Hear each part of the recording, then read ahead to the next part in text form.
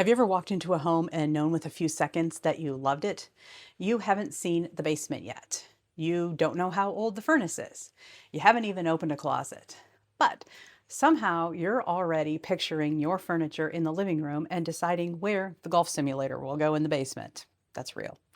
I've watched this happen with buyers many times. Sometimes it's the kitchen, sometimes it's a front porch, sometimes it's a way the sunlight comes through the windows, and sometimes there isn't one specific thing.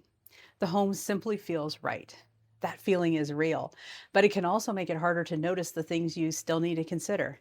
Today, I want to talk about what happens when a buyer falls in love with a home before they've had time to think through the whole process. Because falling in love with a home isn't a bad thing. You should feel excited about where you're going to live.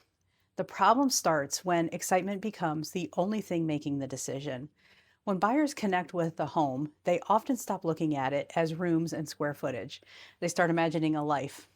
They see dining room corner where a family heirloom will go, coffee on the front porch, a dog sleeping by the fireplace, a spare bedroom becoming a sewing room, office, or place for family and friends to stay.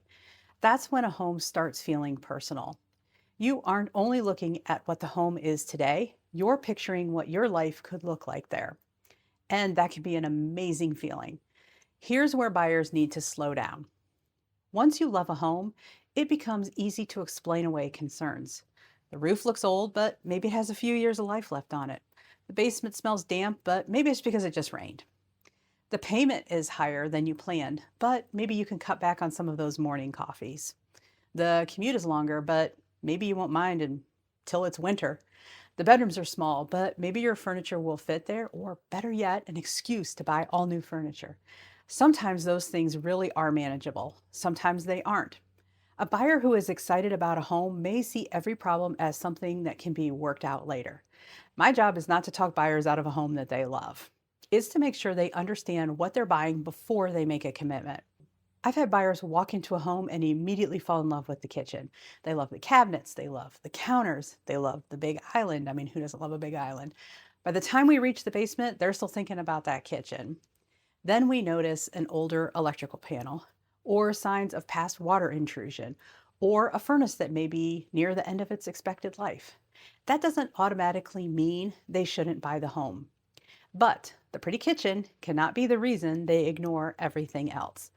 A good home inspection can help buyers understand the condition of the home and also need to think about their budget and comfort level. Can you handle repairs after closing? Would one unexpected expense create a major problem for you? Are you buying the home because it fits your needs or because one room swept you off your feet? Those questions matter. If we're lucky, there's a seller on the other end of this that has already had a pre-listing home inspection. It makes all the difference for buyers. I understand how easy it is to become attached to the possibilities. I can walk into a home and immediately start thinking about what could be changed. Take out this wall. I always seem to want the load-bearing wall removed. Paint the kitchen cabinets. Add a porch. Move the laundry room upstairs. In my head, the work is already finished and it looks great. Then reality steps in. Walls cost money to remove. Cabinets don't paint themselves. And moving plumbing is rarely as easy as it looks in my imagination. That's why buyers need to separate these two questions. Do I love what this home is, or do I love what I think I can turn it into? There's nothing wrong with buying a home that needs work. You just need to understand the cost, the timeline, and whether you truly want to live through the projects. A home can be perfect and still be more than you should comfortably spend. This can be hard when buyers have already started picturing their life there. They begin stretching that budget. They think about using money set aside for emergencies. Don't do that. They consider giving up inspections or other protections to make the offer more attractive. Please don't do that either. That's when emotion can become expensive. Before you start touring homes, know what your comfortable payment is, not just the highest amount a lender says you qualify for. Think about taxes, insurance, utilities, repairs, and everything else you still want in your life. A home should add to your life.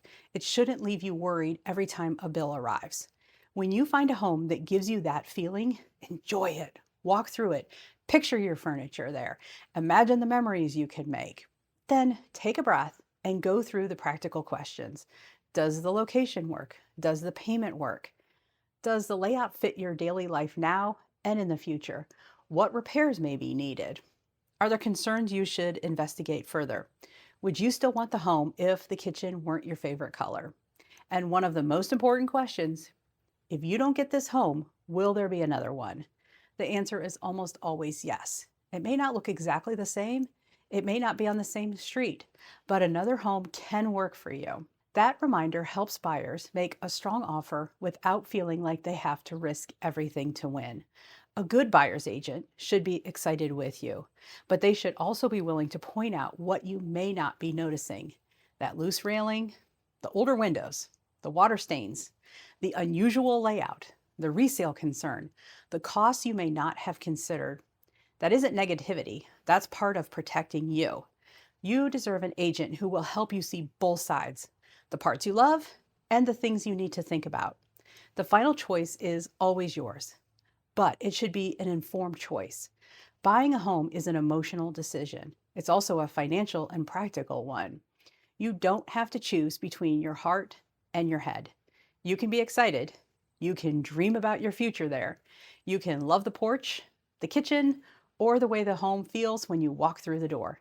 Just make sure the numbers, condition, and location work too, because the goal isn't only to love the home on showing day, it's to still feel good about the decision after you've moved in and real life begins. Have you ever walked into a home and immediately thought, this is the one? What was it that made you fall in love with it? Leave a comment below. I'd love to hear your story. Welcome home.